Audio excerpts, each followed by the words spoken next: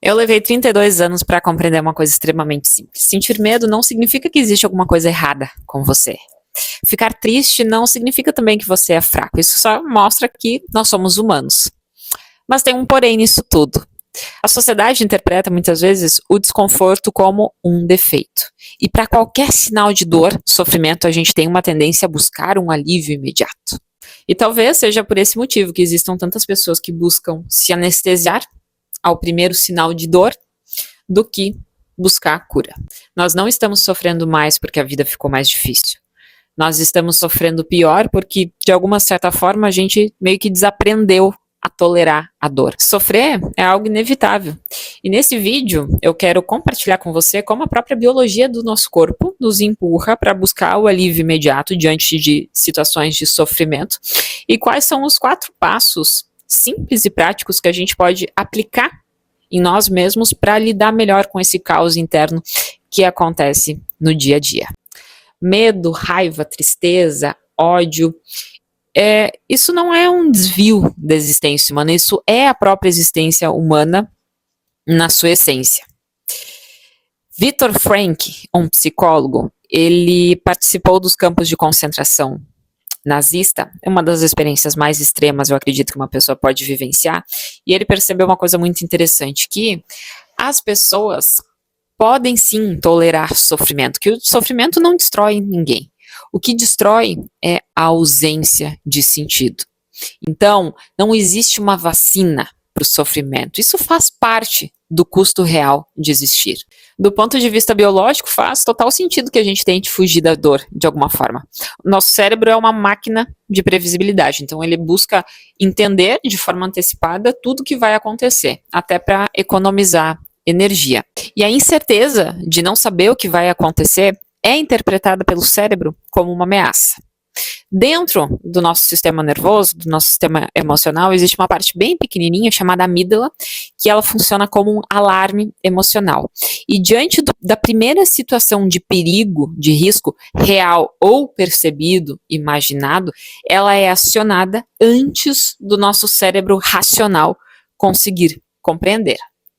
E aí, soma-se a isso, né, quando o corpo vai para um estado de alerta, né, o nosso sistema dopaminérgico, que é a busca por prazer, por motivação, é um sistema ligado à expectativa de ganho futuro. O que acontece? Esses dois juntos nos empurram para a gente buscar o alívio imediato de alguma maneira. Por isso que quando um relacionamento termina, quando a gente perde algo, quando a gente passa por uma frustração, quando alguma coisa que a gente gostaria que acontecesse não sai como a gente planejou, o nosso cérebro ele não pergunta o que eu preciso aprender dessa situação agora, ele só quer saber como que eu paro de sentir isso nesse exato momento. É assim que funciona. E é aí que entram os anestésicos emocionais. Eles nem sempre parecem destrutivos, muitas vezes nem são considerados anestésicos, mas têm uma função muito específica que é cortar o contato com o sofrimento. Então, rolar o feed infinitamente, comprar por impulso, comer sem estar com fome, beber excessivamente, tudo isso tem a função de aliviar aquela dor que a gente está sentindo. Ao fugir, ao evitar qualquer situação de dificuldade, a gente acaba criando o maior paradoxo que a nossa geração pôde vivenciar. A vida ela se tornou muito mais facilitada, mas a nossa tolerância à frustração, ela praticamente faliu. Então, esperar alguns minutos, ficar sem fazer nada, nossa, isso quase que vira um insulto. E por não sabermos muitas vezes lidar com o peso de uma emoção negativa, nós nos tornamos escravos do alívio imediato. E eu claramente me incluo nisso. Mas então, por onde a gente começa para quebrar esse ciclo? Carl Jung escreveu algo que ele denominou como sombra, as partes de nós mesmos que nós muitas vezes reprimimos, ignoramos ou de alguma certa forma não reconhecemos. Raiva, inveja, medo, necessidade de aprovação, tudo isso faz parte da nossa existência e não deixa de existir simplesmente porque a gente não olha ou tenta suprir aquilo com outra coisa. Elas continuam operando inconscientemente dentro de nós e existe um custo real em não agir, em não olhar para isso. Eu costumo dizer que tornar o inconsciente consciente não é um exercício filosófico, pelo contrário, é um dos exercícios mais práticos que você pode fazer por si mesmo. Vou pegar meu caso como exemplo, tá? Eu tenho 32 anos de idade, eu moro na casa dos meus pais, tudo certo. Aparentemente não tem nada de errado com isso, beleza? Mas cada movimento que eu começo para tentar sair de casa, para tentar ter o meu espaço, eu começo de uma forma a me sabotar. Ah, eu acho que não vai dar certo. Ah, eu acho que não é o momento. O meu próprio medo ou a falta de autoconfiança, a falta de merecimento acaba falando mais alto. E aí, o que eu faço para sair desse ciclo? Inclusive, eu estou fazendo. Eu reconheço essa situação que está acontecendo, o que está paralisando. Eu dou um nome para isso, eu coloco os prós e contras e principalmente o custo da minha inação. Se eu continuar como eu tô, o que muda na minha vida pelos próximos 30, 90 dias? Isso melhora, eu diria, uns 80% do problema, do tamanho do problema, da gravidade dele. Então, aceitar o sofrimento e reconhecer ele não significa ficar alimentando, mas parar de gastar energia lutando contra ele. E existem 4 passos simples que a gente pode fazer em nós mesmos para lidar melhor com essas frustrações e entender o que é a dor, o que a nossa negação muitas vezes tenta nos mostrar. O primeiro passo é nomear e reconhecer. Então, dá um nome específico para aquilo que está acontecendo. Estou sentindo raiva por esse motivo. Estou frustrada por tal coisa. Estou insegura por tal motivo. O segundo passo é alargar o tempo. O Viktor Frankl, psicólogo, ele identificou que existe um espaço de tempo de 90 segundos, tá, entre o estímulo e resposta. Ou seja, entre o momento em que eu estou diante de uma situação que me desencadeia raiva, ódio, frustração, e até que aquela emoção, aquela onda química passa pelo meu corpo. Claro, contanto que essa emoção não seja alimentada por outros pensamentos.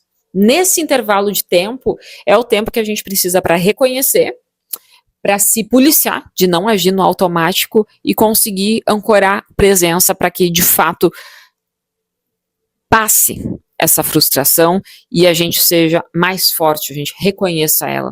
O terceiro passo é investigar sem julgar. Então, entender a origem daquilo que está acontecendo, como que isso está funcionando no corpo, está apertando no peito, no estômago, nos ombros, qual é a parte do corpo que sente quando aquele ódio, aquela raiva, aquela frustração está acontecendo.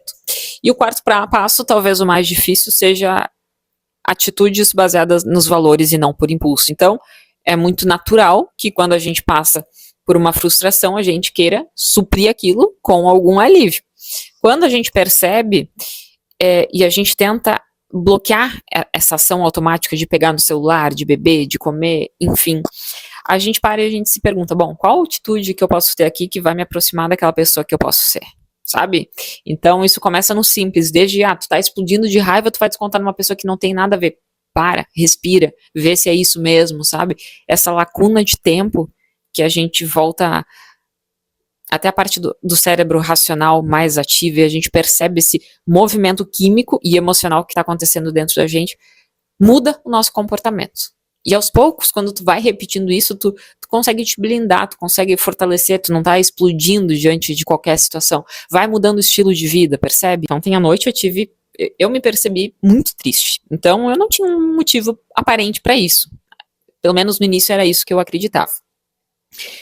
E no meu primeiro impulso, eu não queria sentir aquilo. Então eu já fui pegar o celular, eu pensei em jogar tarô, fazer uma consulta com astróloga, sei lá, eu queria sair daquela situação de alguma forma. Mas eu fui investigando e eu percebi que aquilo estava acontecendo porque eu havia tido um rompimento com uma pessoa que eu estava conhecendo. Então não era nada muito grandioso comparado a outras perdas. Mas aquela expectativa de algo futuro, aquele vínculo que estava começando a ser construído, isso dói e o corpo só sente. Então, eu percebi, eu reconheci, eu identifiquei, eu dei um nome e muito automaticamente, não é que o sofrimento tenha passado, mas é que a dor ela fica mais limpa. Eu não resisti, eu consegui permanecer com mais presença, sabe? E esse movimento interno fortalece a nossa musculatura emocional, digamos assim, faz toda a diferença. Hoje eu posso dizer que aos 32 anos eu percebi que maturidade emocional é conseguir permanecer presente tempo suficiente para mostrar o que aquela dor, o que aquele sofrimento está tentando nos ensinar sobre nós mesmos. A dor visita todo mundo. E é muito provável que o meu próximo passo, assim como o seu, não seja buscar alguma forma de aliviar ela na primeira situação, mas buscar compreender o que ela está tentando ensinar sobre mim mesmo. Até o próximo vídeo.